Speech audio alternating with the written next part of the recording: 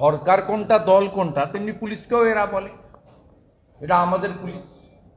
এই বেপরোয়া ভাব এসছে পুলিশ আগের সিআরপিসি আইপিসি এবং বর্তমানে বিএনএস অনুযায়ী কাজ করছে না বা কাজ করার সুযোগ রাজ্যের সরকার বা পুলিশ মন্ত্রী দিচ্ছেন না, তাই আজকে এই অবস্থা হচ্ছে। সুব্রতবাবু, আজকে আপনি বললেন যে প্রধানমন্ত্রীর কাছে একজন নাগরিক হিসেবে আবেদন করব, যারাই আওয়ামী লীগের সমর্থক ধর্ম জেরে বা প্রাণ বাঁচাতে ভারতে এসেছেন তাদের যেন জেলে না রাখা হয়, তাদের যেন শরণার্থী হিসেবে অতিথি হিসেবে রাখা হয়। আইনটা তো স্টেট গভর্নমেন্টগুলোর, বিজেপি রুল স্টেটে সমস্যা হচ্ছে না, সমস্যাটা হচ্ছে নন বিজেপি রুল স্টেটের, বিশেষ করে পশ্চিমবঙ্গে। আপনারা এই 3-4 সপ্তাহ আগে দেখেছেন 85 বছরের বৃদ্ধা মা, তাকে 2 মাসের জেল দিয়েছে রায়গঞ্জ মহকুমা আদালত। তার অপরাধ হচ্ছে তিনি হিন্দু প্রাণ বাঁচানোর জন্য তিনি এবং তার পরিবারের আরো 2-3 জন এখানে যেখানে ফেন্সিং নেই সেখান দিয়ে ভারতে ঢুকে পড়েছেন। তাকে পশ্চিমবঙ্গ পুলিশ গ্রেপ্তার করেছে এবং সেই মাকে আইন অনুযায়ী, ভারতীয় ন্যায় সংহিতা অনুযায়ী 2 বছরের পানিশমেন্ট হওয়ার কথা, জাজ তার বয়স দেখে 2 মাসের জেল দিয়েছে। আমি তো উদাহরণ দিয়ে বলছি। আমি এই বিষয়ে পশ্চিমবঙ্গ সরকার তো শুনবে না আমাদের কথা। আমি রাজ্যপালের ভাষণের উপরও যদিও বলার সুযোগ খুব কম, কারণ স্পিকার হস্তক্ষেপ করে কি বলবে আমি আগেই বলে দিতে পারি, বলবে এটা অন্য রাষ্ট্রের বিষয়, এটা এখানে বিধানসভায় আলোচনা হওয়ার বিষয় নয়।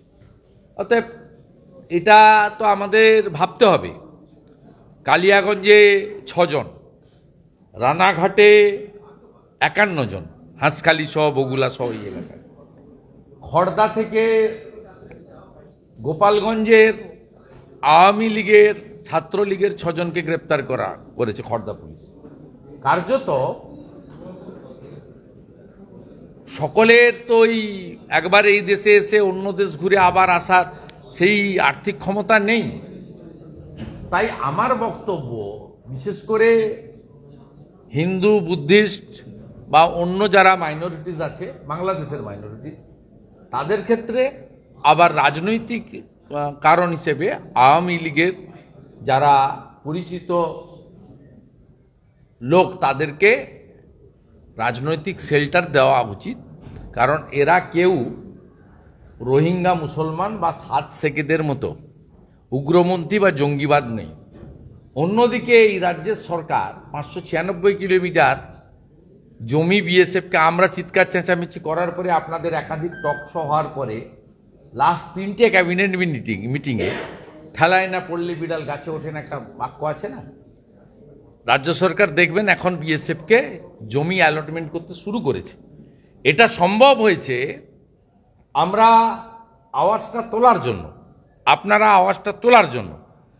কিন্তু সেক্ষেত্রে যে রাজ্যে রোহিঙ্গা মুসলিমদেরকে ঢোকানো হয়, গ্রেপ্তার করা হয় না, জাভেদ মুন্সি 7 শেখের মতো আনসারুল বাংলার জঙ্গিদেরকে বাইরের রাজ্যের পুলিশ এসে গ্রেপ্তার করে, সেই রাজ্যে রাজনৈতিক কর্মী প্রাণের বাঁচানোর জন্য চলে এসে তাকে গ্রেপ্তার হতে হয়, হিন্দু পরিবার ধর্ম বাঁচানোর জন্য এই রাজ্যে চলে এসে গ্রেপ্তার হতে হচ্ছে।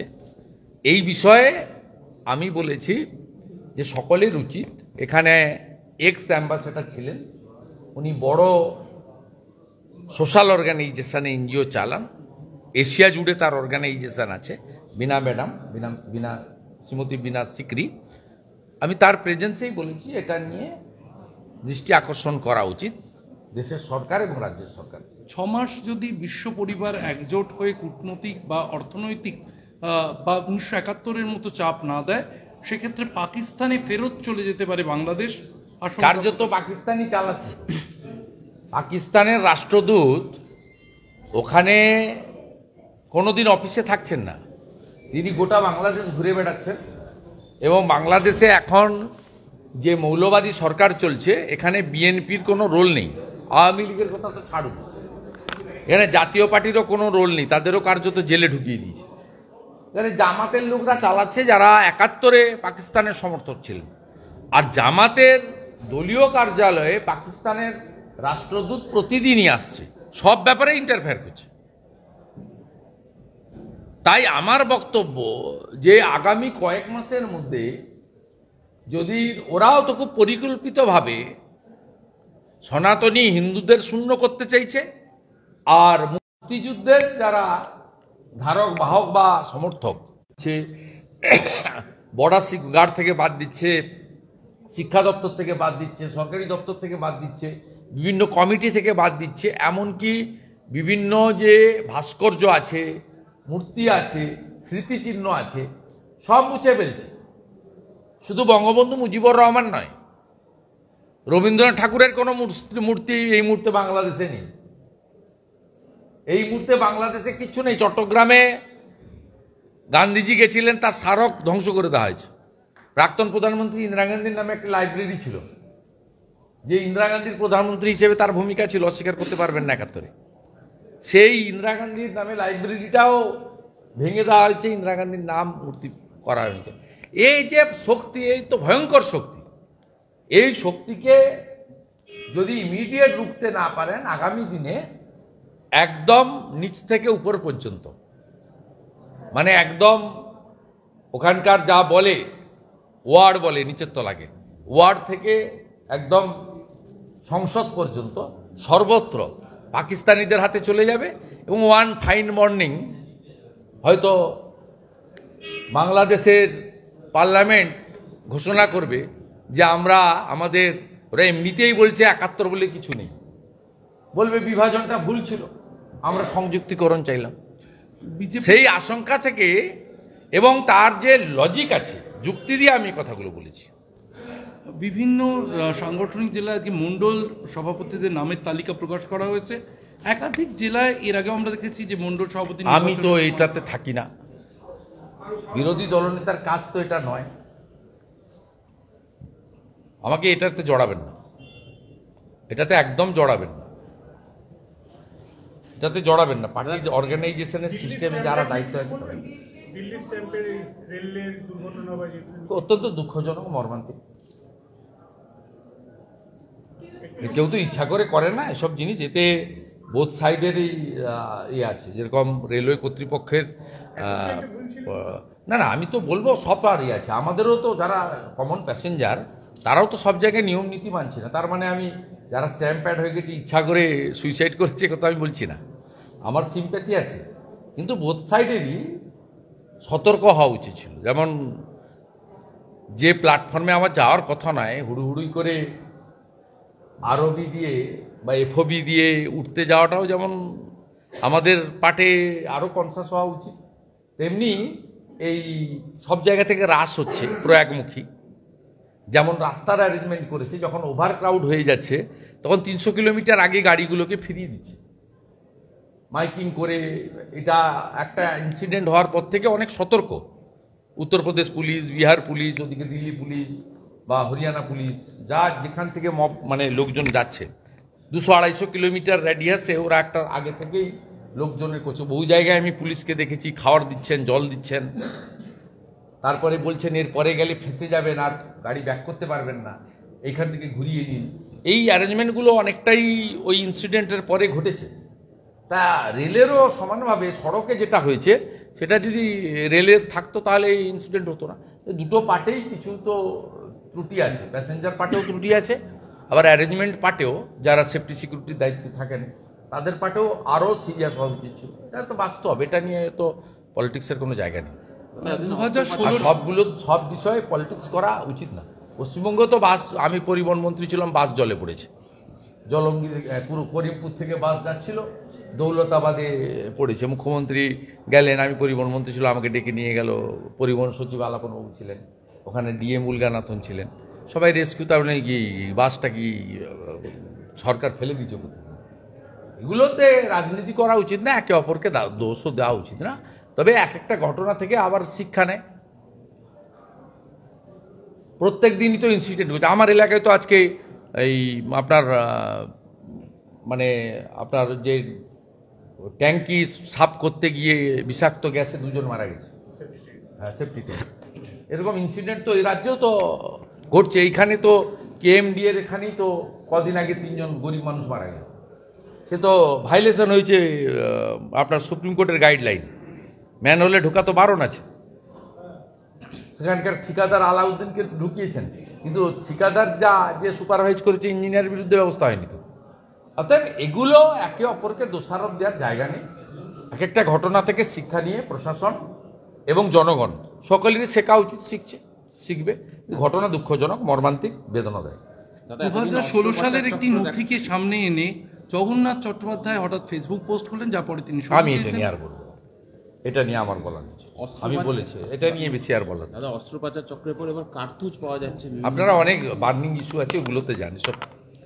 ডিলারের কাছ থেকে 3 দিন ধরে অনেক দিন হয়েছে। ডিলারের কাছ থেকে বৈধ কার্তুজ চলে যাচ্ছে অস্ত্র কারবারিদের কাছে, ডালহৌসি থেকে এখন লালবাজারে না। আমি গতকাল এই নিয়ে মহিষাদলে বলেছি, আপনার রিপোর্টার ছিল, খুব পরিষ্কারভাবে বলেছি যে যদি একটা ফর্ম ফিল আপ করতে হয়, তাতে লাইসেন্স নাম্বার, গানের যে মালিক তার নাম থাকে।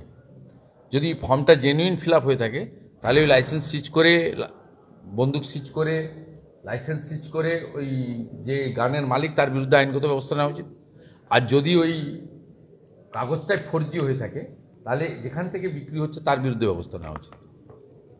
রুটে যদি আপনি না যান, কেবলমাত্র এই সব জিনিস করেন, তার যদি রাজনীতির রং দেখেন, তার সঙ্গে যদি অন্য ব্যবস্থা করেন, তার ফলে এগুলো বাড়তে থাকে। রুটটাকে যদি শেষ করতে চান, যেমন পার্থেনিয়াম হলেই তাকে নির্মূল করতে হয়, রুটটাকে শেষ করতে হবে। যদি যে লাইসেন্স বন্দুকের মালিক, তার লাইসেন্স দিয়েছে, আন্ডারটেকিং দিয়ে কার্ট্রিজ নিয়েছে, তাহলে তার বিরুদ্ধে ব্যবস্থা নিন।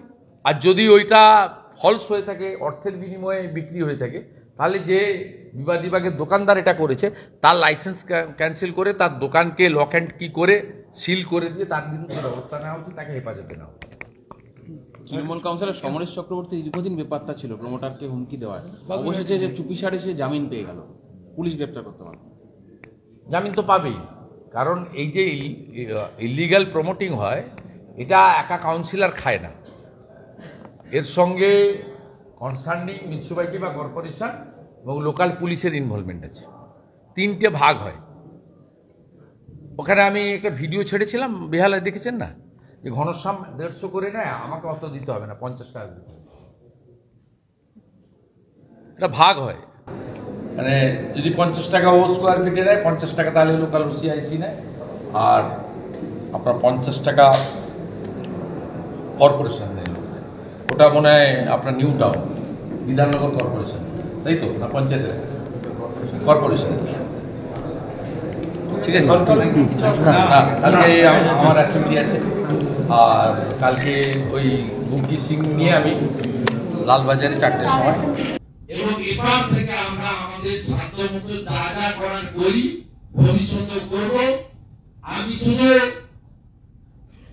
অনারেবল প্রাইম মিনিস্টার বা তার সরকার, যেমন বাংলাদেশের প্রধানমন্ত্রী শেখ হাসিনা ওয়াজেদকে, তার মাননীয় ভগিনীকে ভারতে রাজনৈতিক সেন্টার দিয়েছে, আমি এই মিটিং থেকে as a citizen of West Bengal এবং ভারতবর্ষে আমি একটা জিনিস দাবি করব, আওয়ামী লীগ করার অপরাধে এবং হিন্দু হওয়ার অপরাধে যারা বাংলাদেশ থেকে বিতাড়িত হচ্ছে, তাদেরকে দয়া করে জেলে পুরবেন না। তারা যেভাবেই হোক প্রাণ বাঁচানোর জন্য এখানে এসেছে। ভারত অতিথি পরায়ণ দেশ, আমাদের গুরুদেব দলাই লামাকেও ভারত চীনের রক্তচক্ষু উপেক্ষা করে এখানে সেন্টার দিয়েছে। হাসিনা ওয়াজেদকেও সেন্টার দিয়েছে, আজকে নয়, এর আগেও দিয়েছে, বঙ্গবন্ধু মুজিবুর রহমানকেও তার পরিবারকে দিয়েছে। আমি বলবো কাস্ট ক্রিড কিছু দেখার দরকার নেই। বাংলাদেশে জীবন বাঁচানোর জন্য যারা এসেছেন তারা শরণার্থী, আর যারা এই ভারতবর্ষে ঢুকে ভারতবর্ষে জঙ্গিবাদকে স্থাপন করতে চাইছে, সেই রোহিঙ্গারা তারা হচ্ছে অনুপ্রবেশকারী। অনুপ্রবেশকারীদের বিরুদ্ধে ব্যবস্থা গ্রহণ করতে হবে, যে ব্যবস্থা অনেকগুলি স্টেট গভর্নমেন্ট, দিল্লি, মহারাষ্ট্র নিচ্ছে, আমরা তাকে সমর্থন করি। কিন্তু প্রমিনেন্ট আওয়ামী লীগ লিডার্স, যাদের কারোর কাছে কোনো পাসপোর্ট নেই, বাপকে নিয়ে চলে গেছে। 85 বছরের হিন্দু মা, তাকে উত্তর দিনাজপুরের রায়গঞ্জে 2 মাসের জেল দেওয়া হয়েছে, 2 বছরের জেল থাকে এই আইনে। তার বয়স দেখে জাজ এতটা ইমোশনাল হয়ে গেছেন, বলছেন আইন তো সবার উপরে, আমি আপনাকে 2 মাস জেলে পাঠাতে বাধ্য হলাম। আমরা এটা দেখতে চাই না। আমরা এদেরকে শরণার্থী বলি। এই শরণার্থীদের জন্য এই পশ্চিমবঙ্গ থেকে দলমত নির্বিশেষে সকলের আওয়াজ ওঠানো উচিত, এবং কেউ যদি আসে মোটা কাপড় মোটা ভাত দিয়ে তাদের দরজা খুলে বাড়িতে রেখে দেওয়া উচিত, এটা আমি মনে করি। তাই আজকে এই সিম্পোজিয়াম সেফ বাংলাদেশ, সেফ মুক্তিযুদ্ধ এবং 71 ভুলিয়ে দেওয়া যাবে না, যাবে না, যাবে না। কেউ বিষাক্ত সাপকে পাশে নিয়ে ঘুমায় না। আমরা পশ্চিমবঙ্গের লোক, আমাদের 9টা জেলা সীমান্তবর্তী, 2200 কিলোমিটার সীমান্ত বাংলাদেশের সাথে, যার মধ্যে এই রাজ্যের মুখ্যমন্ত্রী শুধু রাজনৈতিক কারণে 596 কিলোমিটার জায়গা জমি দেয়নি বিএসএফকে। 11টা চৌকি, 17টা ক্যাম্প করার জায়গা দেয়নি। তাই আমরা এখান থেকেও চুপ করে থাকতে পারি না, পারি না, পারি না। আমাদের হলে বসতে হবে, ইন্টারেকশন ডিসকাশন করতে হবে। আমাদের ওয়ার্ল্ড কমিউনিটির উপরে, আমাদের দেশের সরকারের কাছে তার মাধ্যমে বাংলাদেশে চাপ সৃষ্টি হয়ে যেমন করতে হবে, সাথে সাথে অতিথি দেব ভব। মুক্তিযুদ্ধের সৈনিকরা আমাদের অতিথি, আমাদের আত্মীয়, আমরা তাদেরকে আলিঙ্গন করবো এবং সেন্টার দেব।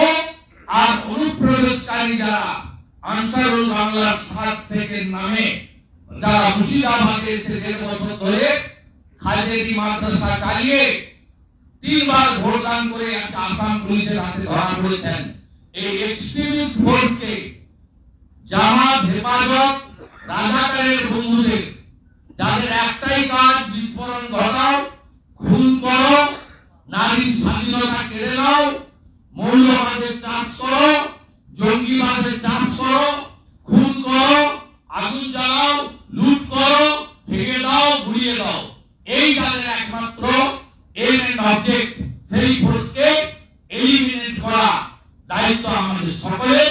সরকার করবে, আমরা পাশে থাকবো। সবাই ভালো থাকবেন। আপনাদের সকলকে আমি শুভেচ্ছা জানিয়ে আমার কথা শেষ করলাম। মুক্তিযুদ্ধ জিন্দাবাদ, বঙ্গবন্ধু মুজিবুর রহমান জিন্দাবাদ, ভারত বাংলাদেশ মৈত্রী অটুট থাকুক, এবং আমরা সবাই ভাই ভাই। দেখুন, এটা তো আমি প্রত্যেক দিনই প্রায় বলি যে বিএসএফকে আক্রমণ করা হচ্ছে পরিকল্পিতভাবে, যাতে ভারত তো একটা বড় শক্তি, ভারত খুব কড়া ব্যবস্থা নিয়ে যায়। কারণ বাংলাদেশের অভ্যন্তরে এই সুদখোর মোল্লা ইউনুস, তিনি জনপ্রিয়তা হারিয়েছেন, এবং তিনি যেভাবে ওখানকার মানুষের উপরে ট্যাক্স চাপিয়ে দিয়েছেন, আর নিজের করে খাওয়ার জায়গা গ্রামীণ ব্যাংক থেকে ট্যাক্স তাকে ছাড় দিয়েছেন 29 সাল থেকে, সেখানকার মানুষজন বীতশ্রদ্ধ। বাংলাদেশের সবাই মৌলবাদী নয়, 20% মৌলবাদী, বাকি যারা মুক্তিযুদ্ধের সৈনিক, বঙ্গবন্ধুর সৈনিক, তারা সবাই কিন্তু বাংলাদেশ প্রগতিশীল বাংলাদেশ, সেই বাংলাদেশের তারা অগ্রগতি চায়, যেটা বৈধ প্রধানমন্ত্রী হাসিনা ওয়াজেদের হাত ধরে হয়েছিল ভারতের সাহায্যে।